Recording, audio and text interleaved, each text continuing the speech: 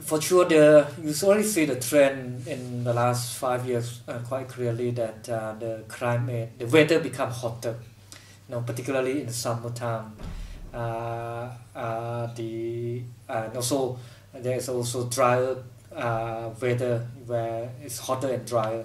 The rain become a bit irregular, which means some years come earlier, some years it come later. Most of the year it actually come later. The rain will fall heavily when it rain. So even though the rain overall of the whole year it would be same amount, but there are less number of days when it rain. So when it rain, it creates some kind of flash flood in the field, which make it a bit more difficult when the farmer stick to the old farming patterns on methodologies.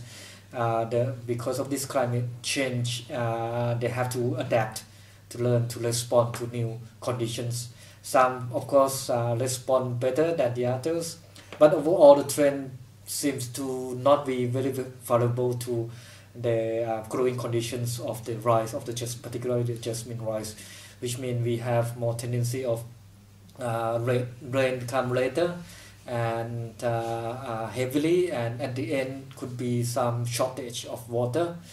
So the impact on the yield so far, some year we lost up to 50% in the bad year of the total production. Some year only 20%. We've become very concerned and have been investigate on how to help or assist our farmers to adapt to the changing of the climate conditions. So we have been working with support of the Oxfam International, Oxfam Great Britain, and many others to develop new farming methods. Because of that impact in the last 5 years, we have started working on the climate change adaptations, and so we start to work in developing tools to assist the farmer to understand the climate change, to identify what they call the climate risk, the vulnerability point in their farming system, so that they can focus on it.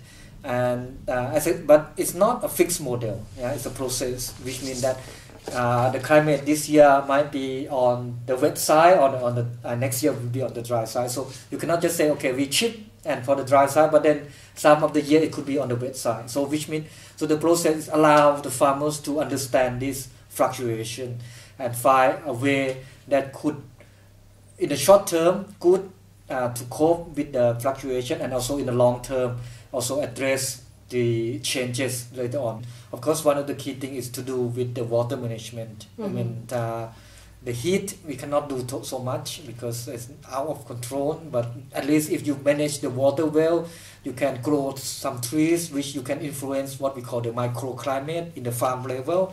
And of course, with the water you can smooth out some of the drought and some of the heavy flood. And also the with additional waters management that we are working with the farmers.